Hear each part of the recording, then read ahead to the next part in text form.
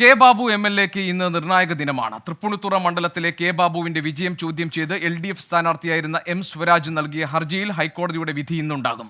മതചിഹ്നം ഉപയോഗിച്ച് വോട്ട് പിടിച്ച കെ ബാബുവിന്റെ വിജയം അസാധുവാക്കണം എന്ന് ഹർജിയിൽ ആവശ്യം. ശ്രീകാന്തുണ്ട് കൊച്ചിയിൽ നിന്ന് വിവരങ്ങളുമായി. ശ്രീകാന്ത്, എന്താണ് വിവരങ്ങൾ?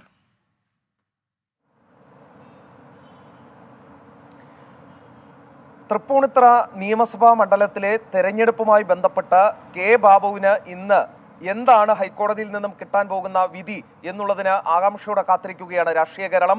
M സ്വരാജാണ് അദ്ദേഹത്തെ തെരഞ്ഞെടുത്തതിനെതിരെ ഇപ്പോൾ ഹർജി നൽകിയിട്ടുള്ളത്. അതിൽ വാദം പൂർത്തിയായി. ജസ്റ്റിസ് PG അജിത് കുമാറിന്റെ ബെഞ്ചാണ് ഇന്ന് വിധി പുറപ്പെടുവിക്കുന്നത്. ഇതിൽ ആരോപിച്ചിരിക്കുന്ന പ്രധാനപ്പെട്ട കാര്യം, ശബരിമല അയ്യപ്പന്റെ ചിത്രം ഉപയോഗിച്ച് തൃപ്പൂണിത്തുറയിൽ മത്സരിക്കവേ കെ ബാബു വോട്ട് തേടി എന്നുള്ളതാണ് ഒന്നാമത്തെ ആരോപണം. മാത്രമല്ല, വീടുകളിൽ വിതരണം ചെയ്ത സ്ലിപ്പിൽ സ്ഥാനാർത്ഥിയുടെ ഫോട്ടോയ്ക്കൊപ്പം അയ്യപ്പന്റെ ഫോട്ടോയും വെച്ച് നൽകി എന്നുള്ളതാണ് രണ്ടാമത്തെ ആരോപണം.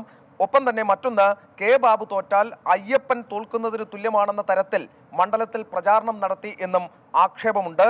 അയ്യപ്പൻ ഒരു വോട്ട് എന്ന രീതിയിൽ ചുവരെഴുത്ത് നടത്തി എന്നുള്ള ആക്ഷേപവും ഇതോടൊപ്പം ഉയർന്നിട്ടുണ്ടായിരുന്നു.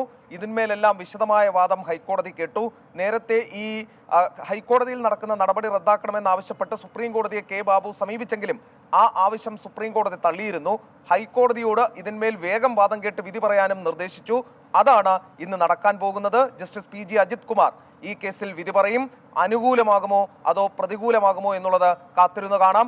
2 മണിക്കാണ് വിധി എന്നാണ് ഏറ്റവും ഒടുവിൽ മനസ്സിലാക്കുന്നത്. ശരി, 2 മണിക്കാണ് വിധി വരിക. കഴിഞ്ഞ വർഷം മാർച്ചിലാണ് തൃപ്പൂണിത്തുറയിൽ കെ ബാബുവിന്റെ നിയമസഭാ തെരഞ്ഞെടുപ്പ് വിജയത്തിനെതിരെ എതിർ സ്ഥാനാർത്ഥിയായ M സ്വരാജ് ഹൈക്കോടതിയെ സമീപിച്ചത്. 2021 തൃപ്പൂണിത്തുറ മണ്ഡലത്തിൽ നടന്ന നിയമസഭാ തെരഞ്ഞെടുപ്പ് റദ്ദാക്കണമെന്നതായിരുന്നു ആവശ്യം. അതിന്റെ വിശദാംശങ്ങളാണ് ഇപ്പോൾ നമ്മൾ കണ്ടത്.